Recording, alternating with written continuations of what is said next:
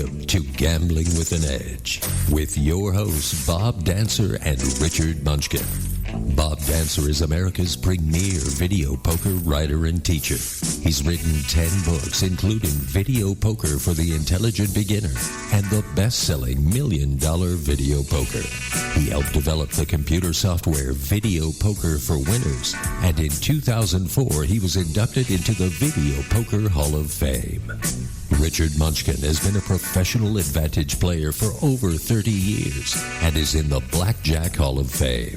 His book, Gambling Wizards, Conversations with the World's Greatest Gamblers, is a testament to the many ways you can succeed at gambling. The goal of the show is that you'll be a more knowledgeable gambler tomorrow than you were yesterday. And now, here are Bob and Richard. Good afternoon. Welcome to Gambling with an Edge. I'm Bob Dancer. And I'm Richard Munchkin. Our guest today is Bill Ordine, discussing his newest book called Fantasy Sports, Real Money, which has been published by our friends over at Huntington Press. Before we talk to Bill, Richard and I received an email today from an organization called Frequent Traveler University. What's that all about, Richard? Something we've talked on the show about a number of times, which is sometimes called churning, which is how to get lots of credit cards and churn the miles and get lots of free trips, based on doing this. So this website, they're, fans of the show, and they are having a seminar in Vegas, end of April. It's the April 29th. 30th, May 1st, and they'll be having these panel discussions and things about various aspects of getting discount travel, including credit card churning and specifically at least one on what's called manufactured spend, which is an important part of the churning process. Usually they require that you spend a certain amount of money in a certain number of months, and there are all kinds of tricks to help you do that. So anyway, he got a hold of us, and he said if any of our listeners are interested in attending the seminar, they would give him a $10 discount. Hey, it's only $10, but hey, it's something. It's $199 for the seminar. $199 for the weekend, yeah. But anyway, so there's a discount code, which is GWE, like gambling with an edge, FTU, GWE FTU. And I'll post all the details on it on the Gambling with an Edge Facebook page and at our Twitter, which is RWM21. So that'll go up tonight. Tuesday night. Today is the 23rd. So yeah, it'll go up tonight. And so if you're interested in that, you can. There'll be a link to give you more details about it. Good. Let's talk to our guest. Bill Ordine is a former reporter and editor for the Philadelphia Inquirer and Baltimore Sun. He covered both sports and news. Bill Ordine, welcome to Gambling with an Edge. Thank you, gentlemen. It's great being here. The subtitle of your book is The Unlikely Rise of Daily Fantasy, How to Play, How to Win. Why don't you spend 8 minutes or so going over what your book is about, and then Richard and I will have some questions for you. Okay, thank you very much. Well, gentlemen, I've usually explained the book as a 3-act play. The first act, the first part of Fantasy Sports Real Money, the first 40 pages or so, traces how we've got to where we are with daily fantasy sports. Now, one of the first questions anyone seems to have about daily fantasy is this legal, or how is this legal? So the first part of the book, we try to explain how this came to be, that the daily fantasy industry has operated and continues to operate under the broad assumption that fantasy sports in general, and as a result, daily fantasy sports, falls outside the parameters of federal gambling laws, and also is not subject to prohibitions on gambling in most jurisdictions. Now, I realize there in Nevada that both websites have pulled out, but as we speak, FanDuel operates in 43 states, DraftKings in 42. We also know that the legal status is being examined in a whole lot of states, and especially being challenged in New York. But the book traces about 10 years of congressional maneuvering that started in the mid-1990s and arrived at an important juncture in 2006 with the federal law that basically put an end to online poker eventually. But at the same time, that same law opened the door quite unintentionally to this new thing called daily fantasy sports. Now, I'm going to jump to the third part of the book, and I'll get back to the second part in a moment. The third part of the book, the third act, is also relatively brief, about 40 pages, and that talks about where daily fantasy may be headed, and more importantly, where it may take sports in general, and all of us who count ourselves as sports fans. I think this is going to be especially pertinent to younger sports fans, because if daily fantasy continues to grow, and I think it will, clearly how we consume or enjoy sports will be impacted immensely.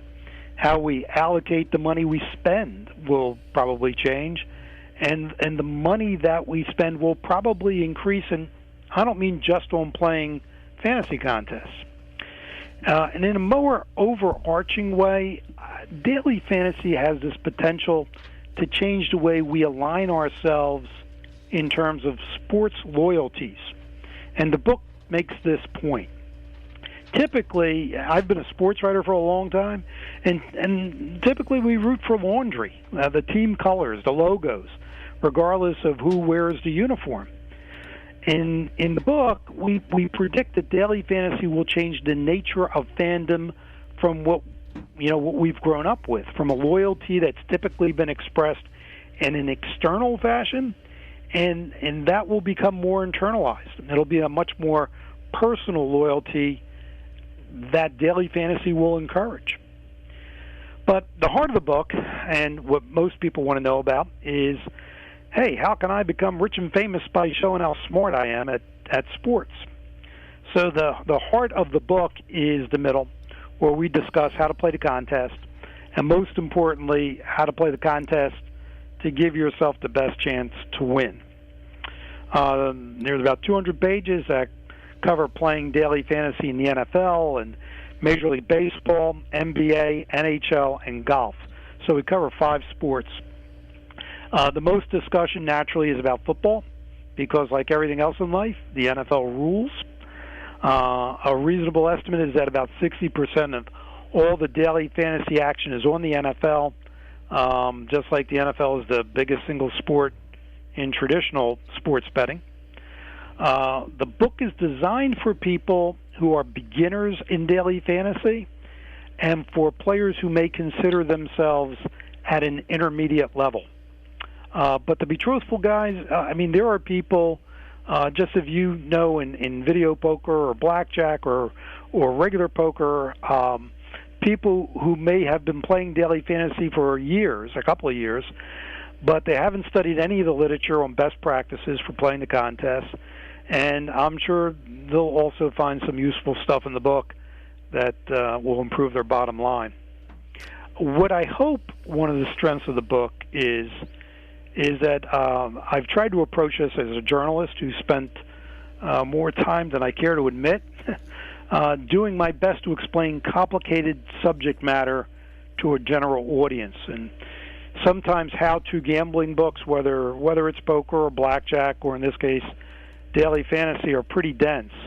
So we've tried to strike a balance of explaining the fundamentals but also introducing more sophisticated concepts. I've even included a little bit of higher math in there, because that is always something that people involved in advantage gaming like to read about, the higher math. So we have a little bit of that. But we let some experts in daily fantasy have the floor, and we let them explain what they consider to be key ingredients to their success.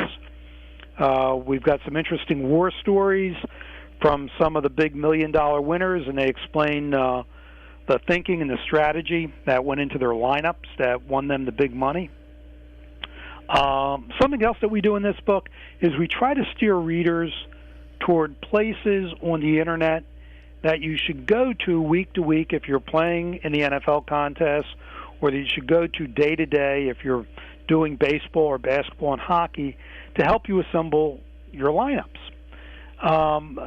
Because being successful in daily fantasy is all about doing the research. It's all about the data. And there are a lot of folks out there who are constantly crunching numbers, and they make this research available. A lot of this great information is free. Some of it may require a fairly small subscription price, but this information is out there. And in the book, we try to give you the shortcuts in telling you where to find it. Yeah, I think the book is a very good basic primer. It's not an in-depth analysis. It's a great starting point, I think, for somebody first wanting to get involved. I wanted to ask you about FanDuel and DraftKings seem to try to make a big deal out of the idea that it's not gambling because it's a skill game. Right. Does that mean anything? Is there some carve-out in the law that says skill games are allowed? For example, if I wanted to put up a chess site where people gambled on chess, would that be legal because chess is a game of skill? Well, Rich, you ask a very good and also very complex question. Because the fact that the daily fantasy obviously involves skill, it is impactful in some jurisdictions. The fact that daily fantasy is fantasy sports at all, of course, is very important as the Unlawful Internet Gambling Enforcement Act, which is a federal law, applies. Because that law, UGIA, and I'm sure you guys are familiar with that, and certainly all your poker players in the audience are familiar with that, that law basically created enhanced enforcement options for the federal government that eventually wound up driving online poker, right over the edge of the cliff. And in that law went out of its way to say that in creating definitions that certain things were exempt from these enhanced enforcement mechanisms. Among those things were stock trading, buying insurance policies, and fantasy sports. Now, and horse racing. And horse racing, too, because horse racing actually came under, was already covered by federal laws that applied specifically to horse racing. So basically, UGIA said, and anything that, comes under the horse racing laws is not affected either.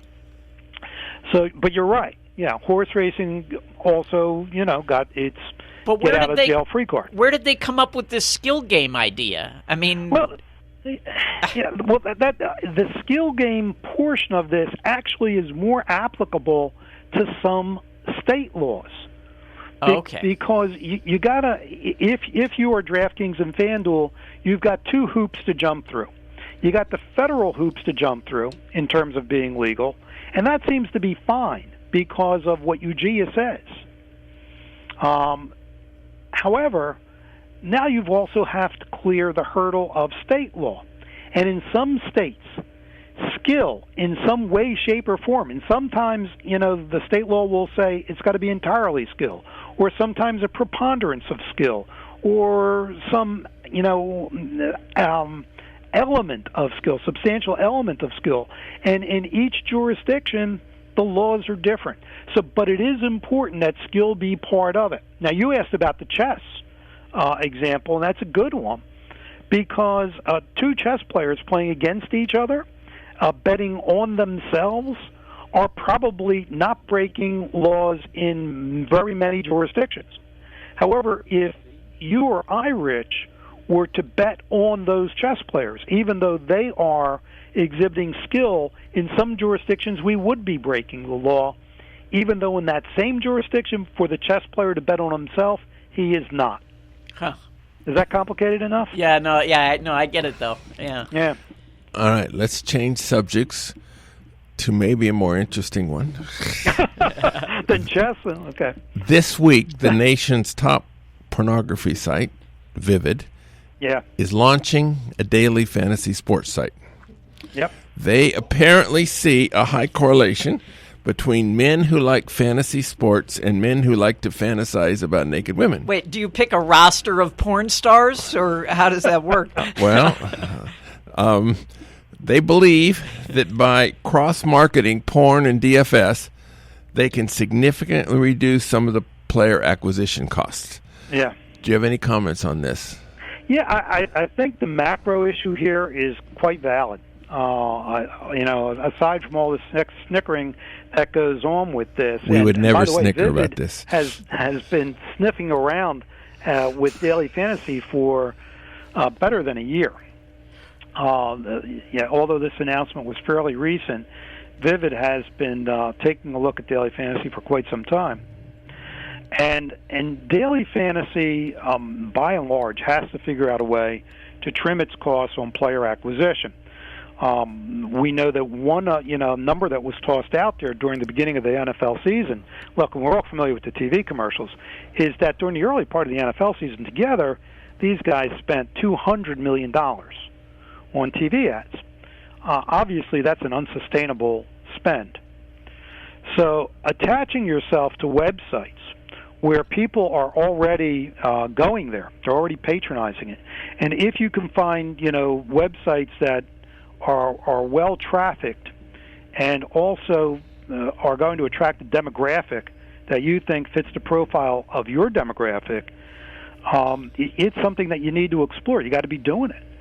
So the macro issue here of fantasy sports, daily fantasy sports operators figuring out ways to lower their cost of player acquisition, and certainly doing it by aligning themselves with websites that are being trafficked or receiving traffic for other purposes, and we can certainly imagine what that would be with the Vivid websites. This is something that daily fantasy needs to be thinking about, and of course Vivid is partnering up with some websites that are outside the universe of DraftKings and FanDuel, but in a larger sense, yeah, they all have to do that. Hey, you know what? If you could put NFL.com, if NFL.com decided to jump into this with the kind of traffic that NFL.com already gets, they could eliminate a lot of the overhead that DraftKings and FanDuel have to incur.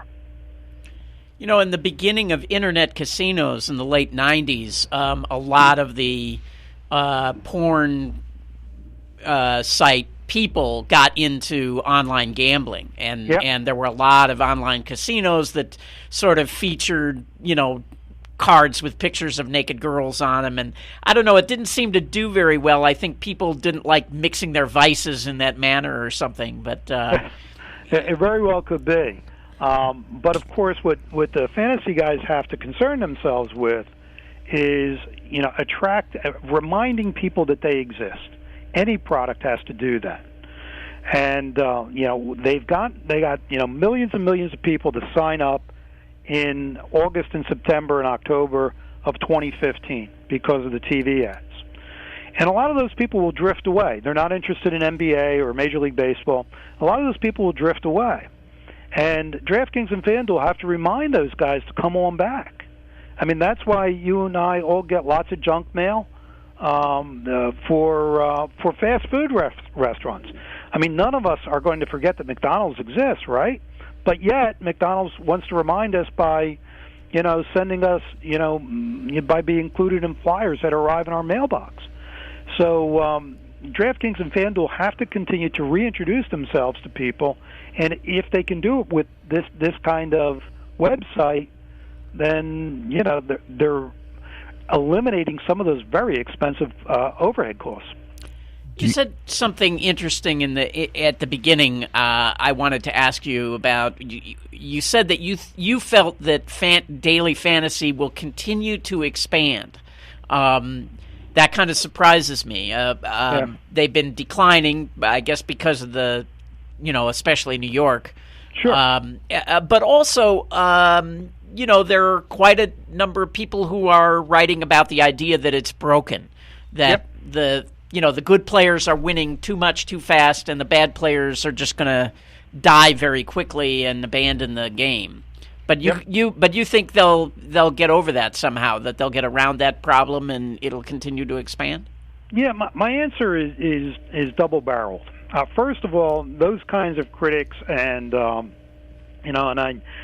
think a guy who has given some real thoughtful insight on this is Ed Miller, and he's made the point about the sharks overfishing the pond here, and the daily fantasy operators do have to step in, and they've got to draw themselves up short here. They have got to control their greed and being so over reliant on essentially the rake from their volume players.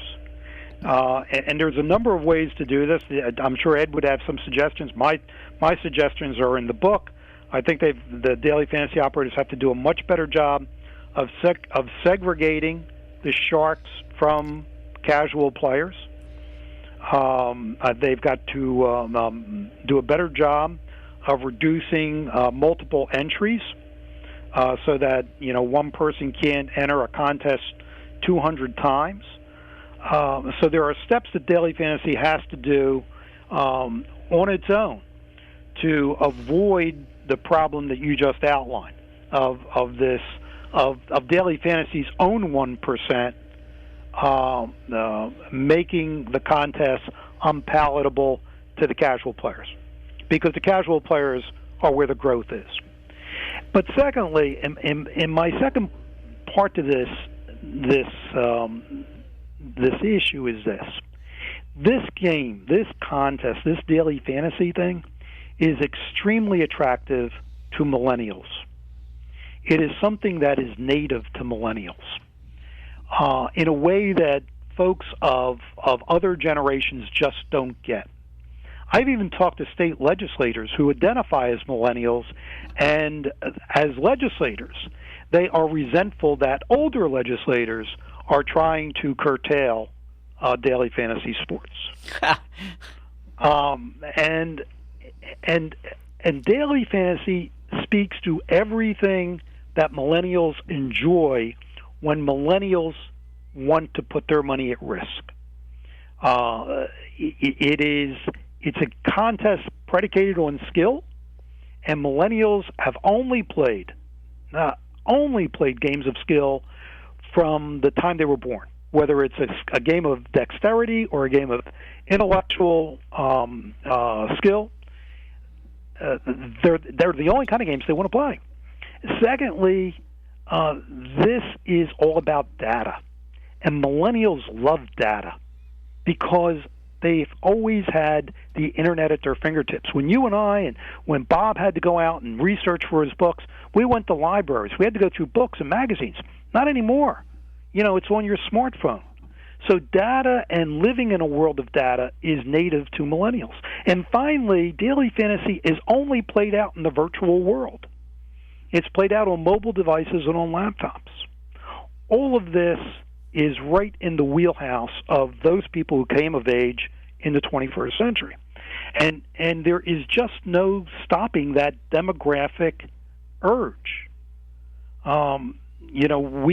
Folks of an older generation may not be able to identify with that, but I think daily fantasy will succeed because of the demographic that will insist that it succeed. Interesting point. Let's change subjects a little bit.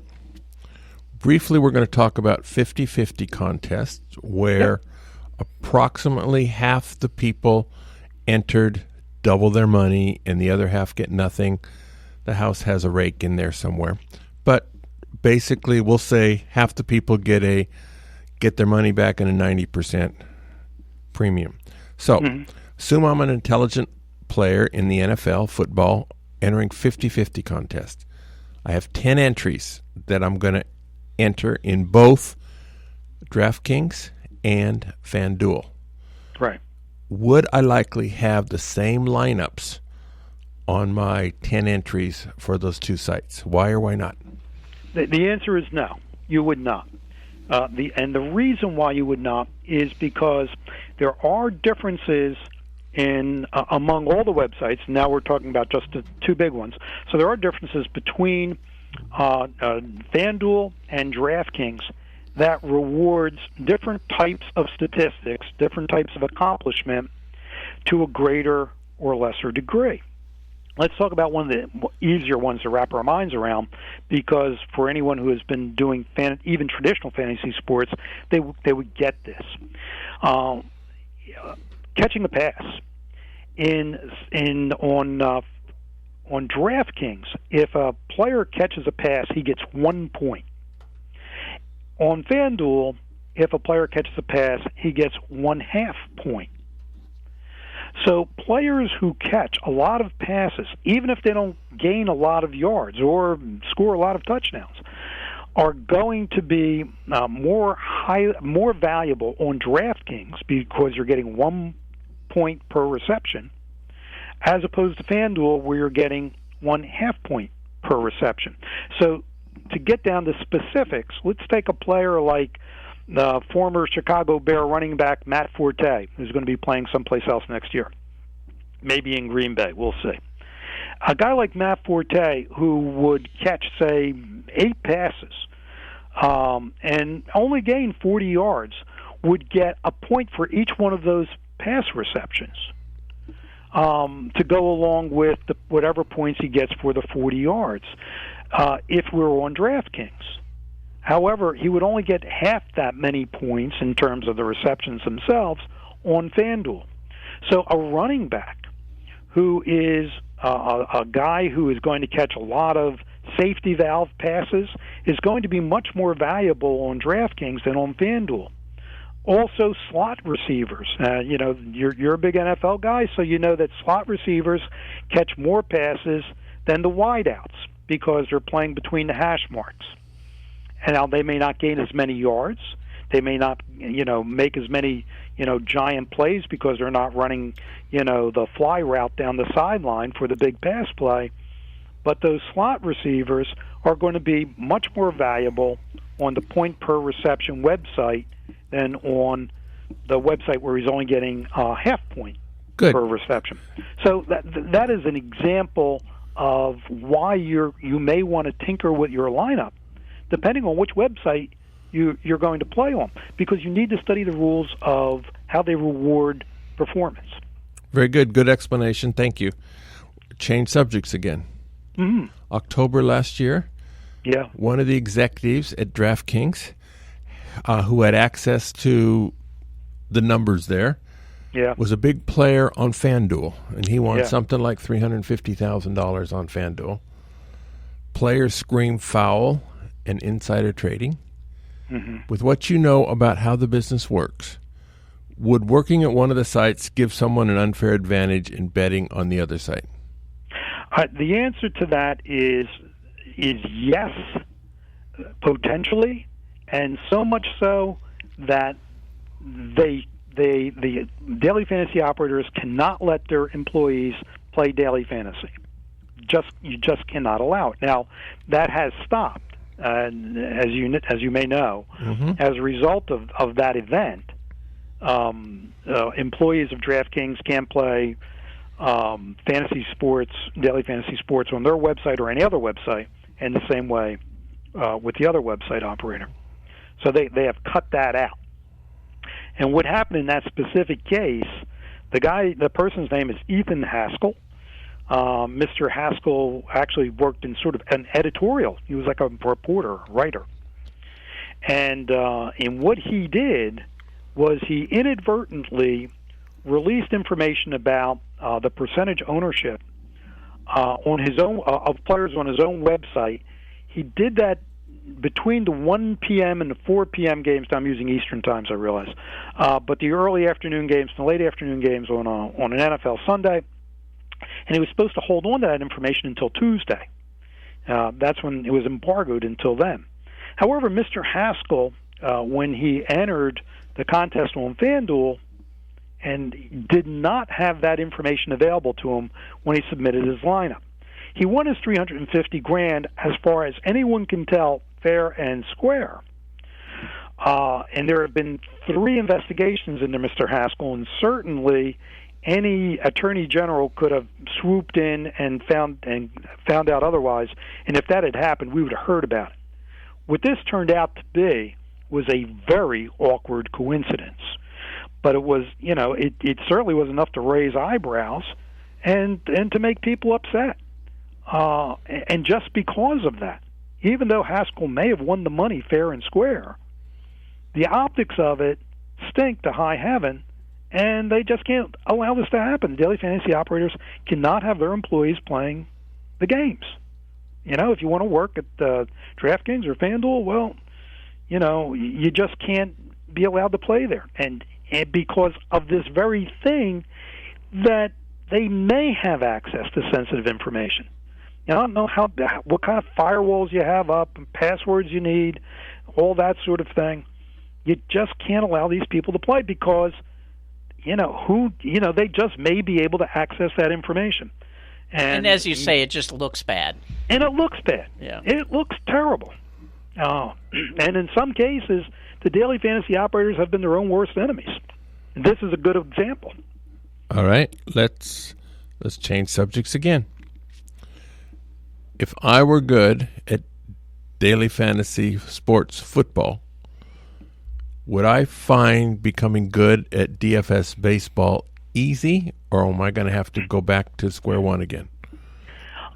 You don't have to go back to square one, but certainly you're going to have to get more. You're going to have to get adept at whatever sport you want to play. Now, even among the pros, the quote-unquote pros, the sharks, they will specialize in various sports, but there are some skill sets that are transferable from one sport to another. Certainly, there are concepts that are deciding what contest to play. For instance, whether you want to play in a guaranteed prize pool contest, which is kind of like a World Series of Poker type poker tournament, or if you want to play in the cash games that you talked about earlier, where half the field wins money. Just trying to discriminate among the various daily fantasy contests is a skill that carries over from one sport to another. Being adept at taking a close look at the rules and deciding what characteristics among players are going to help you more in assembling a lineup is a skill that's transferable. For instance, I mentioned the running back who catches a lot of passes being the type of guy that you would like to have in your DraftKings lineup, and he'd be less valuable in a FanDuel lineup.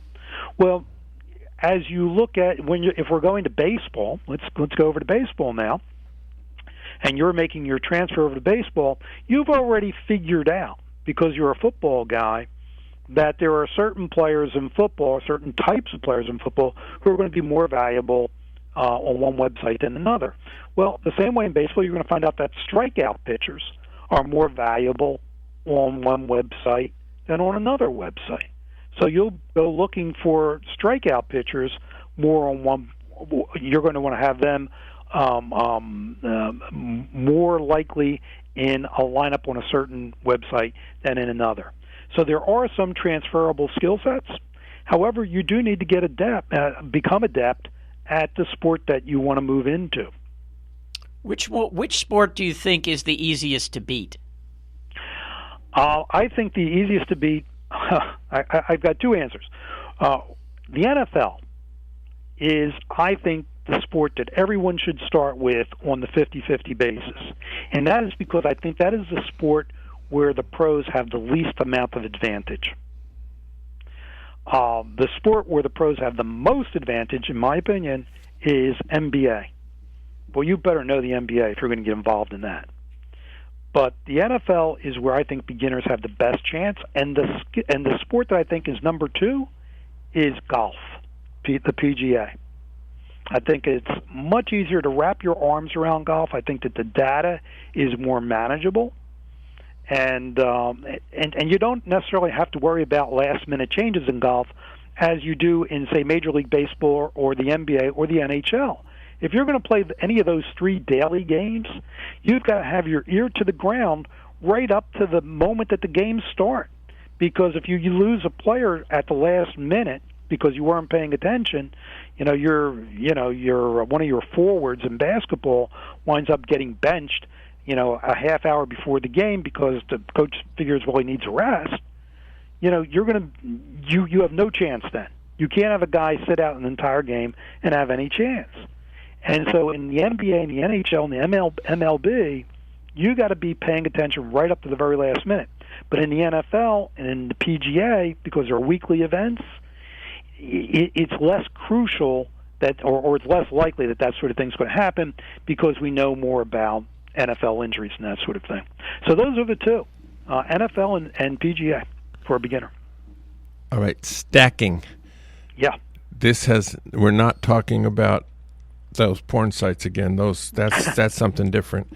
But it's a term indicating that several members of the same actual team will be on your DFS team. Right. Now, when Ed Miller was on the show, yep, he said he regularly stacked his baseball lineups. That's right. In which sports is stacking advisable and which sports is stacking unadvisable? Okay. Now, I'm going to qualify this by saying, and sometimes it depends what type of daily fantasy contest you're playing. Uh-huh. A guaranteed prize pool contest where only the top 20% get paid, but the very top people get a big jackpot, will encourage certain types of stacking, and that's what Ed was talking about specifically, by the way. He was talking about stacking baseball players in guaranteed prize pool contests, and you might take a different strategy, you would take a different strategy in a cash game. But now would you explain what stacking is for the listeners that don't know? Stacking is included, for instance, we're going to put together 9 players in baseball. We've got to fill out all 9 positions. First, second, third, short, right, left, center field, and a catcher and a pitcher. Including 5 guys, say, from or 4 guys from the Los Angeles Dodgers on your daily fantasy roster. That would be stacking. And that would be advisable or desirable if you think that the Dodgers that night have an opportunity to score 10 runs because they're playing a poor pitcher, they're going up against a poor pitcher, and you think the heart of the Dodger lineup has an opportunity to go 2 for 4, 3 for 4, 4 for 4, and they're going to be driving each other in and getting lots of RBIs, and their statistics will feed off of each other. That's stacking. In football, stacking would be to pair up, say, a quarterback and a wide receiver when you think they're going to have a big day. You think that, this is the day when Ben Roethlisberger and Antonio Brown are going to hook up for 200 passing yards between the two of them. And so putting those 2 guys in your daily fantasy lineup would be stacking. And to answer Bob's question directly, the sport that requires the stacking almost always is the National Hockey League. The reason for that is because the statistics feed off each other. There is almost 2 assists for every goal. So you would like to have, the front line of whatever team you think is going to score a lot of goals that particular game. So stacking in your NHL lineups is extremely important. In Major League Baseball, you want to stack, as Ed said, particularly in the guaranteed prize pool contests. It is helpful in cash games or in 50-50s, but not as necessary or not as required as it is in the guaranteed prize pools. The third sport would be NFL, and only in the guaranteed prize pools where you need to get a lot of bang for your buck, and it would be great if every time your quarterback threw a touchdown pass, one of your receivers caught it. But in cash games in the NFL, you want to make sure you kind of spread it around so that if one guy fails, if your quarterback fails, you also don't have a wide receiver hooked up with him who also fails. And finally, the sport in which you should avoid stacking entirely is the NBA, because there is very little correlation in the statistical performance of one teammate to another. I mean, you may be thinking of assists. Well, if I think that LeBron James is going to score a lot of points tonight, well, someone's got to be feeding him the ball, so maybe I should take that other person. No. that is too difficult to parse. There is almost no correlating statistics in the NBA. In fact, mostly what one guy does takes away from another teammate. So you want to avoid stacking in the NBA. So that's the order: NHL, MLB, NFL, NBA, in that order. And golf is largely not defined because right. In golf, of course, there is no stacking because you would take everyone's three guys from Ireland. I don't know, but so there is no stacking in PGA. No. All right, we're talking to Bill Ordine about his new book on daily fantasy sports called Fantasy Sports Real Money. We're gonna be right back, and we're gonna ask him the penetrating question of back to Vivid. Well, yeah, it's like how do you explain to your wife the reason that you play on that site is because the competition is softer and the naked girls have nothing at all to do with your decision. So we'll see his answer to that in a few minutes. All right.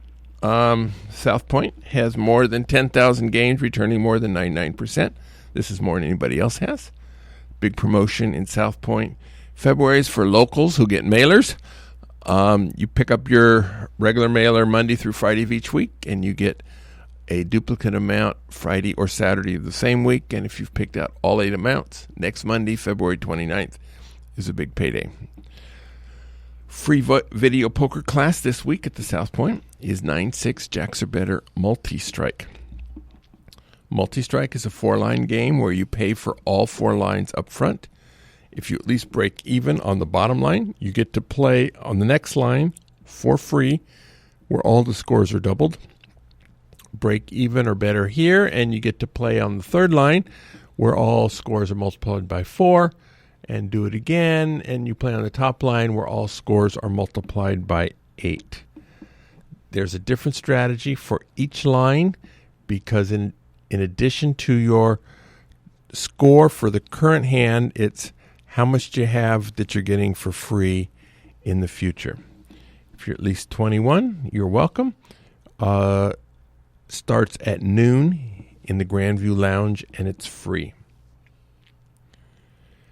At the Palms, from now until the end of April, they'll have drawings every Friday and Saturday night at 7:15. Must be there to win.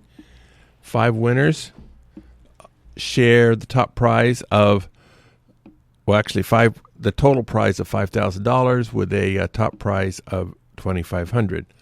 Plus, you get a chance to win $1 million in the $1 million match game.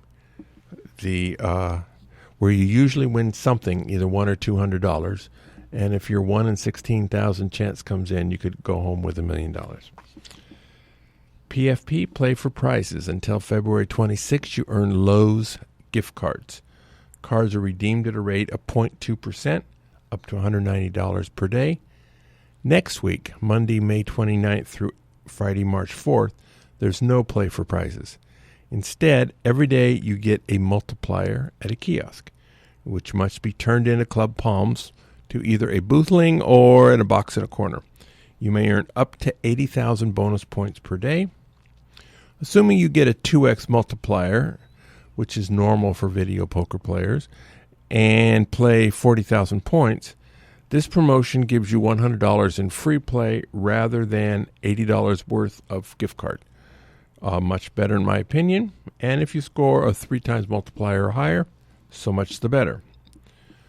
Throughout February, the Palms is having a match your status promotion. If you have a premium card at another casino, the Palms will match it. If you get upgraded to MVP status, you also get $20 of free play. If you get upgraded to Hall of Fame status, you get $40 in free play. To be eligible for this promotion, you must be a new Palms member, or if you already have a Palms card, have not played in the last 12 months. At videopoker.com, it's the best place to play lots of games. Sign up for the gold membership, $8.95 a month, $79.95 a year. This allows you to get corrections on most of the games. The game of the week is 100 Play Quick Quads. This game is a lot of fun. Regular quick quads is a 6-coin per line game, so here you're playing 600 coins. A quick quad consists of 3 cards of one rank, 2 cards of add up to that rank, such as 4-4-4 3 ace or maybe 8-8-8 4-4. I've heard tell there's one major strip casino that's planning on charging for parking in the near future that has a very good pay schedule on a 50-play quick quads games. And they use this as an AP catcher. Play this game too much and you just may be restricted. I'm not saying, I'm just saying. All right, so Bill Ordine, you've had the question for what do you tell the wife when of why you're playing on this Vivid site? Well, what you tell her is that because the competition is going to be so much softer, because the people who are visiting the Vivid site are not, no pun intended, hardcore daily fantasy players. No pun intended. You've been working on that for 4 days, I bet. Exactly. That because they're not hardcore daily fantasy players, that they will be much easier to beat, and with your winnings, you've got a special dinner planned for her. There you go. There you go. I'm not into DFS, and whatever there was nothing I could say that would. I'm not into DFS. I just go to their sites for the porn. Well, good. All right. Players enter multiple times, sometimes. Yeah. 100 times, 200 times, maybe 2,000 times. So presumably to enter 2,000 times, you have to automate this process. Yeah. Are there automation tools available to everybody, or are they all homegrown and only available to the programmers who create them? Well, that's an excellent question, because like everything else in daily fantasy, that has become a moving target. Up until fairly recently, most of those automation tools that are known more generically as scripts, S-C-R-I-P-T-S, scripts, have been, by and large, proprietary to the people who develop them, although then they can become, a program that you can download on the Internet like many other programs. However, what has happened very recently, at least one of the websites, I believe DraftKings, has barred the use of all scripts after going out of their way to allow them, have barred the use of scripts other than the ones that DraftKings will supply to all its customers. So I think that's where we were going to see this, because it is going to be necessary for volume players to be able to do this sort of thing. And that is, let's say, you find out at the last minute that Ben Roethlisberger is not going to play today, and he's on, out of 200 lineups, he's in 50 of them for you, and you got to get him out of 50 lineups, and you want to replace him with Andrew Luck. So rather than manually go through that, you may need to be able to do this in just a couple of minutes before the kickoff. And DraftKings is going to, or at least I believe it's DraftKings. I should qualify it by saying I believe it's DraftKings. Is going to be supplying that kind of automated or one-stroke sort of substitution to all its customers. So they want to make whatever is available to everyone, and this has been, a criticism that they have allowed the Sharks up until fairly recently, the volume players, the skilled players, to employ methodology that most of the rest of us would it would be alien to us, and it makes you feel that you're at an even greater advantage, even beyond the point that these guys are spending 40 or 50 or 60 hours a week researching the NFL or the NBA or Major League Baseball. I mean, if that's what you're doing, then good for them. But to also have to deal with the uneven playing field that they've got computer tools available to them that the average Joe just won't. It's just too much. It's too much. It makes it feel like a stacked deck. How much of a player are you, Bill? Do you play a lot, and are you a winning player? That's an excellent question. I will answer it this way, and I hope not to offend anyone else who does journalism in the gaming world. I am not a gamer who dabbles in journalism. I'm a journalist who tries to make observations and write intelligently about gaming. So I do not pursue the things that I write about for a living. I think it would cloud my perspective as a journalist. But because I've got to be able to speak, intelligently, I've got to experience daily fantasy myself, and I do play.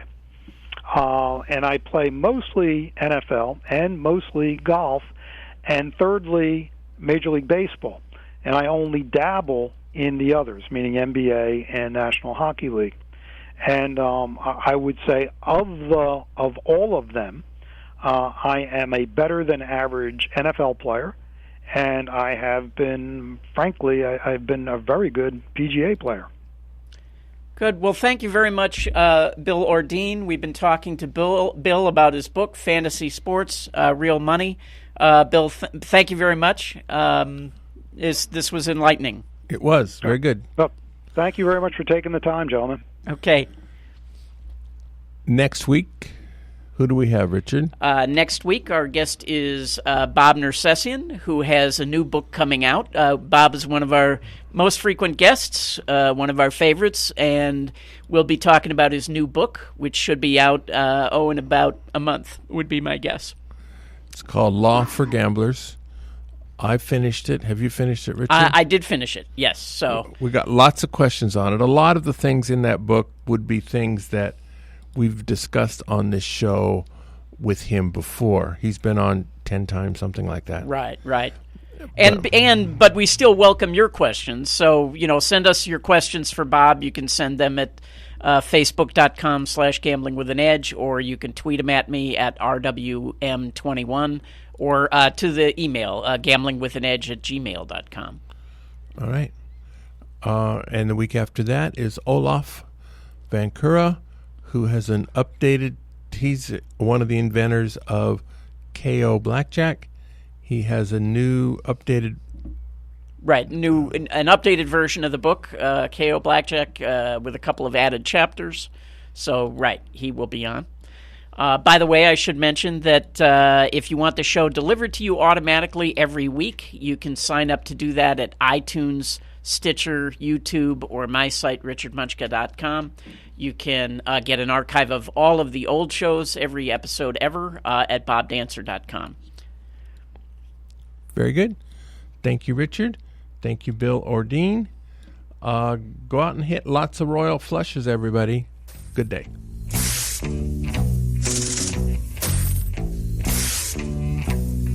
You've been listening to Gambling with an Edge with your hosts, Bob Dancer and Richard Munchkin. Subscribe to the show in iTunes, and episodes will be delivered to you automatically every week. Archived versions of past shows may be found at bobdancer.com and richardmunchkin.com. We welcome emails at gamblingwithanedge@gmail.com. Bob Dancer and Richard Munchkin are both available on Facebook and welcome your questions. The sponsors for the show are the South Point Hotel, Casino and Spa, the M Resort, the Palms Casino Resort, and the website videopoker.com. Join us again next week for another Gambling with an Edge. Views and opinions expressed on this program were those of the hosts and guests and did not necessarily reflect those of Vegas All Net Radio, its affiliates, or its parent company.